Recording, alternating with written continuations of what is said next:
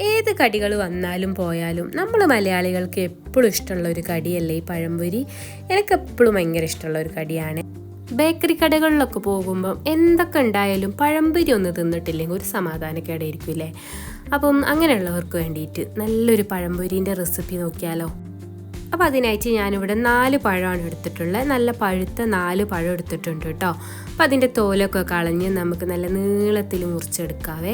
അപ്പം നീളത്തിലും ഇത് ചെറുതാക്കിയിട്ടൊക്കെ മുറിച്ചെടുക്കുന്നവരുണ്ട്. ഞാനിത് ഇങ്ങനെ നടു മുറിച്ചിട്ട് പിന്നെ ചെറിയ ചെറിയ കഷ്ണങ്ങളാക്കിയിട്ടുണ്ട് കേട്ടോ സാധാരണ ഉണ്ടാക്കൽ.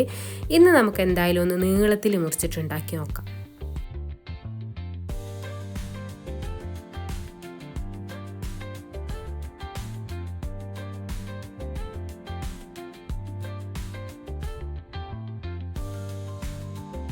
ഒരു പഴം ഏകദേശം നമുക്ക് 4 പീസാക്കി എടുക്കാം കേട്ടോ. അത് ചെറിയ പഴം കൊണ്ടാണ് നമുക്കൊരു 4 പീസാക്കാം. കുറച്ച് വലിയ തടിയുള്ള പഴമൊക്കെ ആണെങ്കിൽ നമുക്കൊരു 5 പീസ് വരെയൊക്കെ കിട്ടും. അപ്പോൾ നമുക്ക് എല്ലാ പഴവും ഇതേപോലെ ഒന്ന് മുറിച്ചെടുക്കാം.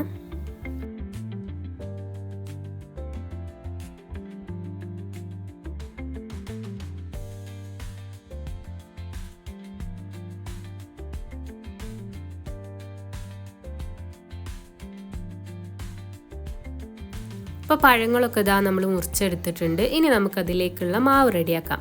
അപ്പോൾ അതിനായിട്ട് ഞാനിവിടെ ഒരു വലിയ 4 സ്പൂണ് മൈദയാണ് എടുത്തിട്ടുള്ളത്. പിന്നെ ഞാൻ 1 സ്പൂൺ അരിപ്പൊടിയും കൂടെ ഇട്ട് കൊടുത്തിട്ടുണ്ട്. പിന്നെ കുറച്ച് മഞ്ഞൾപ്പൊടിയും ഉപ്പും, ഞാൻ മൈദപ്പൊടി എടുത്ത ആ ഒരു സ്പൂണിൽ തന്നെ വലിയൊരു സ്പൂണ് പഞ്ചസാരയും കൂടി എടുത്തിട്ടുണ്ട് കേട്ടോ. മധുരമൊക്കെ പിന്നെ ഓരോരുത്തരുടെ ഇഷ്ടമല്ലേ. ചിലവർക്ക് കൂടുതലായിരിക്കും ഇഷ്ടം, ചിലവർക്ക് കുറവായിരിക്കും ഇഷ്ടം. പിന്നെ പഴം നല്ല മധുരം ഉണ്ടെങ്കിലും മധുരം കുറച്ചിട്ടിട്ട് ഇട്ടാൽ മതി കേട്ടോ. പിന്നെ വേണ്ടത് ഒരു നുള്ള അപ്പസോഡ ഇട്ടിട്ടുണ്ട് കേട്ടോ. പിന്നെ ഇതാ ഒരു കാണാനൊരു ഭംഗിക്കൊക്കെ വേണ്ടിയിട്ട് ഞാൻ കുറച്ച് എള്ളിട്ട് കൊടുത്തിട്ടുണ്ട്. ഇട്ട് കൊടുക്കണം എന്ന് നിർബന്ധമൊന്നുമില്ല, ഞാൻ പിന്നെ കാണാനൊരു ഭംഗിക്കോട്ടെ വിചാരിച്ചിട്ട് ഇട്ട് കൊടുത്താണ്. പിന്നെ നമുക്ക് ഇളം ചൂടുവെള്ളത്തിൽ വേണം കേട്ടോ ഇത് കുഴച്ചെടുക്കാൻ. അപ്പോഴാണ് കേട്ടോ നല്ല സോഫ്റ്റ് ആയിട്ടുള്ള കടകളിൽ നിന്നൊക്കെ കിട്ടുന്ന പോലത്തെ നല്ലൊരു ടേസ്റ്റുള്ള പഴംപൊരി നമുക്ക് ഉണ്ടാക്കാൻ പറ്റുള്ളൂ കേട്ടോ. അപ്പോൾ വെള്ളം ഒഴിച്ചിട്ട് കൈ കൊണ്ട് തന്നെ നല്ലതുപോലെ തന്നെ കുഴച്ച് കൊടുക്കണം കേട്ടോ. സ്പൂണൊന്നും വെച്ച് കുഴക്കരുത്, കൈ വെച്ചിട്ട് തന്നെ നല്ലോണം ഒരു 5 മിനിറ്റ് നമുക്ക് കുഴച്ച് കൊടുക്കാം.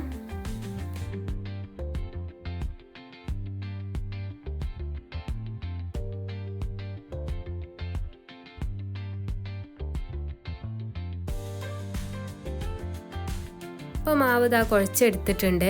ഈ ഒരു ലൂസിൽ വേണം കേട്ടോ നമ്മൾ മാവ് കുഴച്ചെടുക്കാൻ വേണ്ടിയിട്ട്. ഞാൻ കുറച്ചും കൂടെ വെള്ളം ഒഴിച്ച് കൊടുത്തിട്ട് ഇതേപോലെ ലൂസിൽ നമ്മൾ മാവ് കുഴച്ചെടുത്തിട്ടുണ്ട്. ഇനി നല്ല ചൂടായ എണ്ണയിലേക്ക് നമുക്കിത് ഇട്ട് കൊടുത്തിട്ട് പൊരിച്ചെടുക്കാം കേട്ടോ.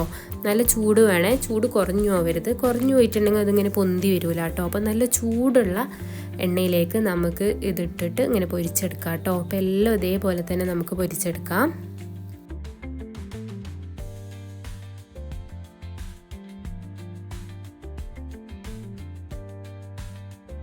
നമ്മൾ ഇതേപോലെ ഇട്ട് കൊടുത്തിട്ട് ഇടയ്ക്ക് ഇതേപോലെ കുറച്ച് എണ്ണ ഇങ്ങനെ മുകളിലേക്കാക്കി കൊടുക്കുക കേട്ടോ. അപ്പോൾ ചൂടുള്ള എണ്ണ ഇങ്ങനെ മുകളിലേക്കാക്കി കൊടുക്കുമ്പം ചിലപ്പം ചില സ്ഥലങ്ങളിൽ പൊന്താത്തൊക്കെ ഭാഗങ്ങളുണ്ടാവില്ലേ, അതൊക്കെ ഇങ്ങനെ പൊന്തി നല്ല ബലൂണ് പോലെ ആയിട്ട് വരും കേട്ടോ.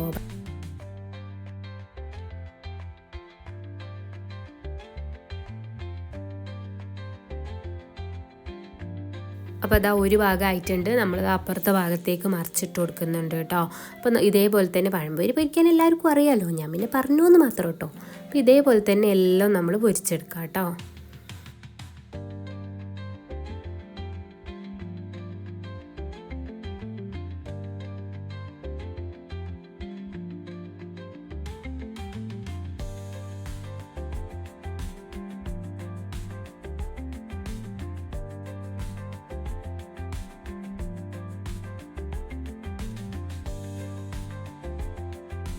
അപ്പോൾ നമ്മളിതെല്ലാം ഇതേപോലെ പൊരിച്ചെടുത്തിട്ടുണ്ട് കേട്ടോ. അപ്പോൾ കടകളിൽ നിന്നൊക്കെ കിട്ടുന്ന നല്ല ടേസ്റ്റി ആയിട്ടുള്ള പഴംപൊരി ഇവിടെ റെഡിയാണേ. അപ്പോൾ ഇതേപോലെ തന്നെ നിങ്ങളും ഒന്ന് ഉണ്ടാക്കി നോക്കണം കേട്ടോ.